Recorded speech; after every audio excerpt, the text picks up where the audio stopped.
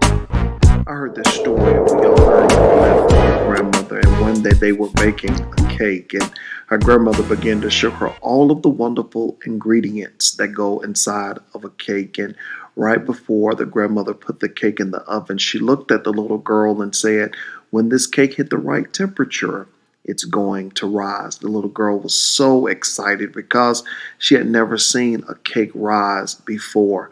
After about 2 minutes of the cake baking, the little girl ran to the window and said, "Grandmama, Grandmama, the cake is not rising. Something must be wrong." The grandmother looked at her and said, "Baby, don't worry. It's going to rise." After about 4 minutes of the cake baking, the little girl ran to the window and said, "Grandmama, no, something is terribly wrong with this cake. It's not rising." The grandmother looked at the little girl and said, "Baby, don't worry. It's going to rise." The little girl forgot to go back and look, and after about an hour, she remembered, ran back to the window of the oven and looked in, and a smile filled her face, and she was so happy.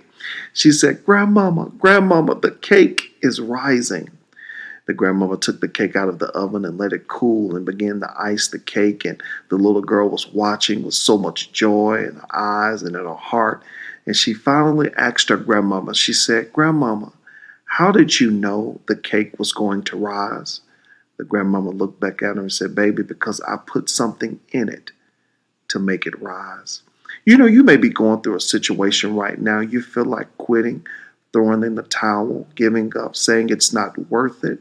I want to let you know that down in your heart is something God put in you to make you rise out of this. You're going to come out of it because just as that grandmother put that ingredient in that cake, something is woven down in the reservoir of your greatness that will cause you to rise and come out. Keep going. Don't quit.